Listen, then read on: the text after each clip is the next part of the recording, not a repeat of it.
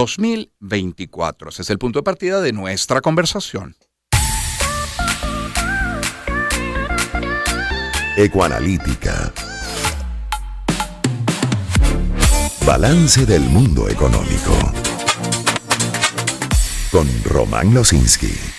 Y hoy con Luis Arturo Bárcenas, economista senior de Ecoanalítica, jefe del staff de economistas de Ecoanalítica. Luis Arturo, ¿cómo está? Feliz día.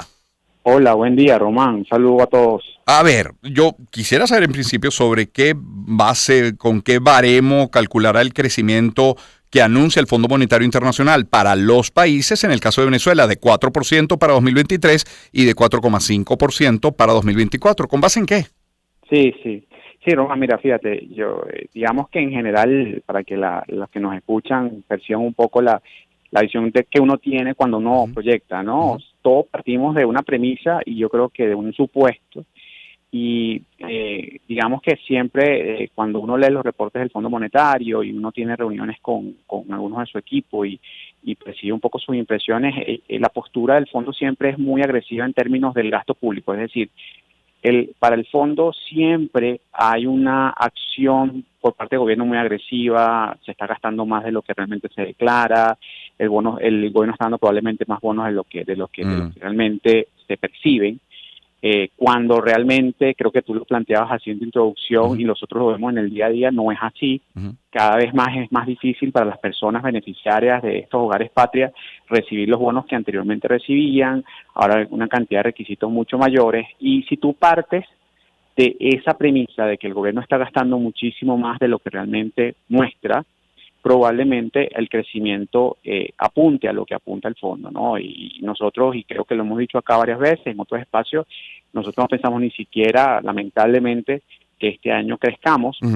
De hecho, nuestras cifras de algunos sectores claves, como el comercio, como a pesar de la recuperación de la manufactura, hablan de que lamentablemente la recuperación de los últimos meses no va a ser suficiente para sobrepasar esos 9 meses tan malos que tuvimos en materia de manufactura, en materia de ventas comerciales, en materia de demanda, una demanda que según nosotros se contrajo más de 2% después de haber mostrado varios meses de crecimiento. Así que yo creo que no, lamentablemente Venezuela es una situación tan compleja, se vive en un entorno económico tan complejo, que solo inclusive pensar que hay una acción del gobierno un poco más agresiva, un poco más, eso, digamos, estimule un crecimiento o por lo menos haga que se sobrepase esos malos resultados que te hablaba, ¿no? Creo que eso es un poco la premisa que está detrás de esos números. Ahora, sigue llamándome la atención, Luis Arturo, que, a ver, para algunos economistas o algunas consultoras, este año no habrá crecimiento, tampoco se espera un decrecimiento. Para el Fondo Monetario, sí, un crecimiento de 4%.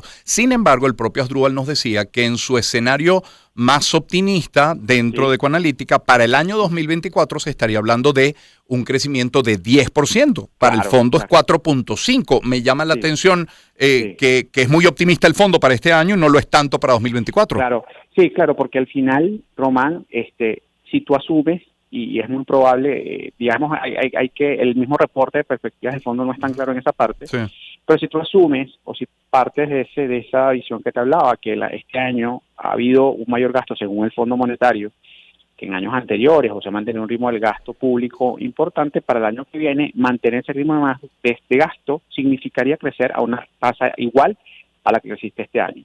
Para ponértelo en contexto, nosotros proyectamos inclusive una leve caída para este año cercana al 1%, ¿ok? Con un gasto muy pequeño, con un gasto que apenas supera el 1.5 puntos del PIB, ¿ok? Según unas métricas muy generales.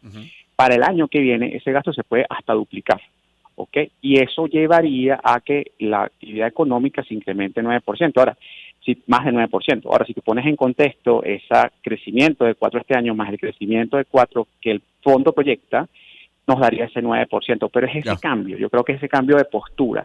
Ahora, tú me dirás, bueno, pero tú me acabas de decir que el gasto público no es suficiente para incrementar la actividad. Bueno, en este caso sí lo es, porque estaríamos hablando de que sería un gasto que se transmita o permee o se dirija mucho más a esa población base que se vio fuertemente afectada por el entorno de precios de este año, y probablemente el año que viene veamos un gasto privado que inclusive crezca por encima del 12-15%.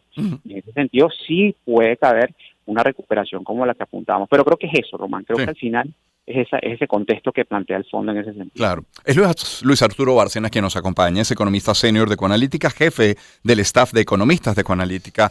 Cambio de tema, Luis Arturo, aunque está conectado, pero según publicó la agencia Bloomberg, hay empresas como Shell y como Repsol, como Molnir de Hungría, la sueca Maha Energy, la Compañía Nacional de Gas de Trinidad y Tobago, la boliviana YPF, enviaron algunas delegaciones a Venezuela luego del alivio de las sanciones para ver, para sondear, para pulsar cómo está el mercado y las condiciones para poder invertir.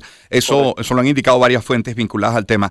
Desde esa visita, ¿qué debe ocurrir para que se concreten nuevos acuerdos y, más importante aún, para que veamos como país una mejora en los ingresos, pero sobre todo en la calidad de vida de la gente? Sí, correcto, es verdad, eso es muy cierto lo que acabas de decir, porque no basta con que aumenten los ingresos, sino que eso se transmita a la población. No, mira, yo creo que el principal obstáculo para que eso no ocurra, vamos a hablar en el caso contrario, es que obviamente el tema político no se resuelva, al menos en los criterios que se han dado en las licencias, ¿no? O sea, creo que lo que va a ocurrir en esta semana, acuérdate que el Departamento de Estado dio como paso el 30 de noviembre, ya todos lo sabemos, para que se establezcan reglas claras para las inhabilitaciones o no.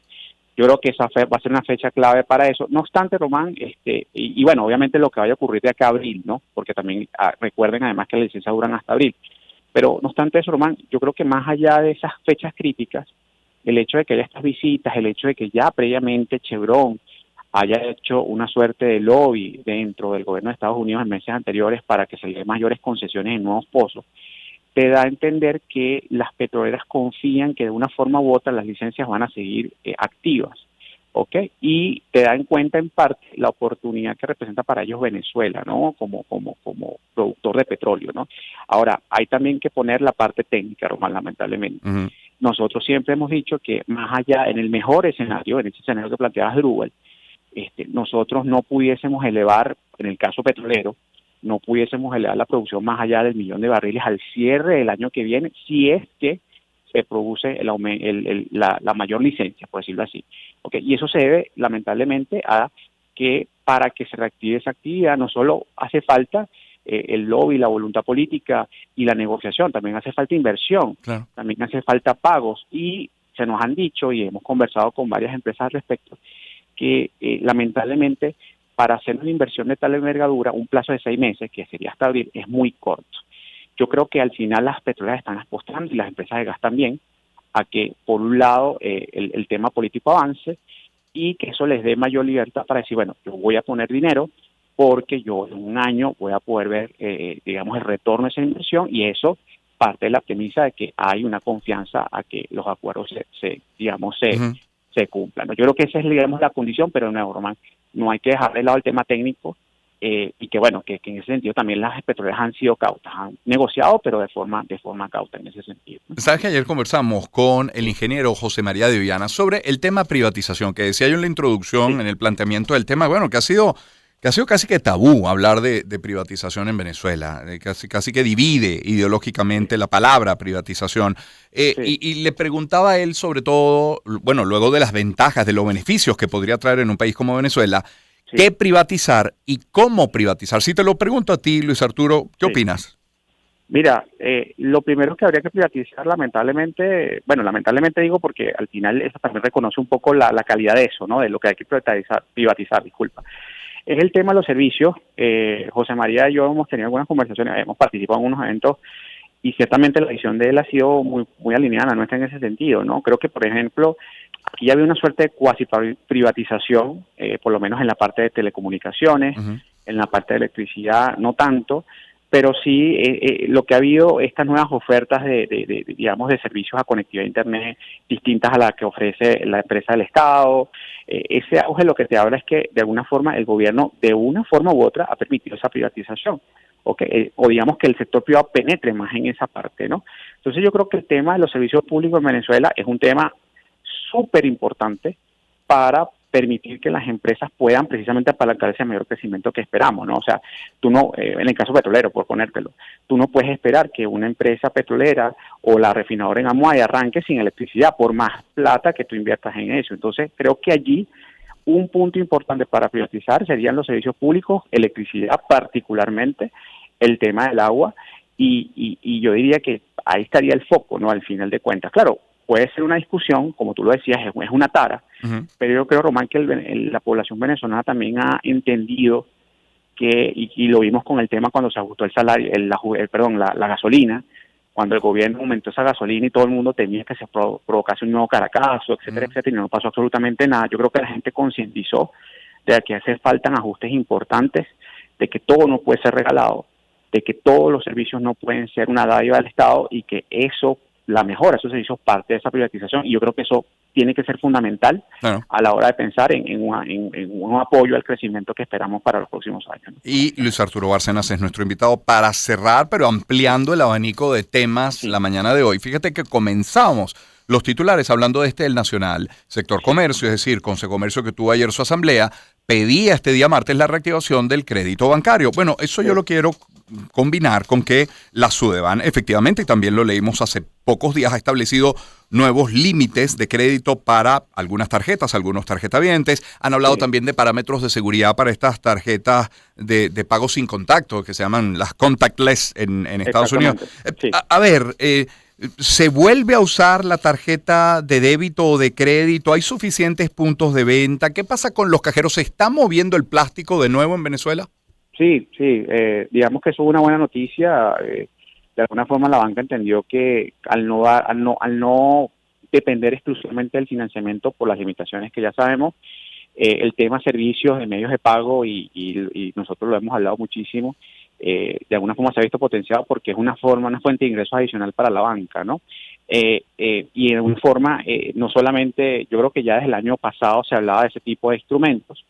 En otros países hay más de una década que se implementan. Obviamente el tema de los cajeros automáticos es otro tema, porque eso también depende mucho de la dotación de efectivo, y sabemos que acá la dotación de efectivo puede ser de alguna forma un punto crítico, pero en tema de puntos de venta, en materia de pagos electrónicos, yo creo que la banca se está reforzando mucho en ese sentido, precisamente porque lo ha visto como una fuente de ingresos, ¿okay? Ahora, Román, para no perder el tema del financiamiento, ciertamente, como tú dices, como todos decimos, el financiamiento, al igual que los servicios, es muy clave para el crecimiento, y no solo el financiamiento de las empresas, y creo que los gremios, Consecomercio, Coindustria han apuntado a eso, sino también han apuntado en parte al financiamiento a los hogares, porque al final el financiamiento al consumo de sus productos, ¿ok? Y ellos siempre lo destacan como un punto que limita sus ventas, la baja demanda nacional. Y en un entorno de precios que vamos a seguir viviendo en los próximos meses, el crédito es fundamental. Lo hemos visto que algunos bancos progresivamente han reactivado las tarjetas de crédito, pero lamentablemente han sido montos que no cubren ni una porción de la canasta básica, coayudan en parte, pero no es como era antes, ¿no? Y yo creo que probablemente el año que viene, si es que, es una premisa general, probablemente si es que el año que viene el gobierno desembolsa más recursos o quisiera hacerlo, una vía sería la banca pública. La banca pública ha sido uno de los estratos que ha prestado menos, al menos salvo la pandemia, ha prestado menos desde los inicios del encaje bancario. Entonces creo que canalizar un mayor gasto público a través de financiamientos especiales, líneas de créditos especiales, probablemente sea una vía. Entonces eso está retomándose a poco, pero de nuevo, creo que sigue siendo insuficiente. El llamado es ese, el llamado de los gremios es ese, a que se haga una mejora, se flexibilice más la actividad crediticia, y que bueno, que eso termine de apuntalar a no solo la banca, sino la actividad en general. Claro. Luis Arturo, un millón de gracias por tu tiempo esta mañana. No, vale, gracias a ti. Saludos a todos. Igual, muy bien. Luis Arturo Bárcenas, economista senior de Ecoanalítica, jefe del staff de economistas de Ecoanalítica. Hoy nuestra agenda con Luis Arturo Bárcenas. 7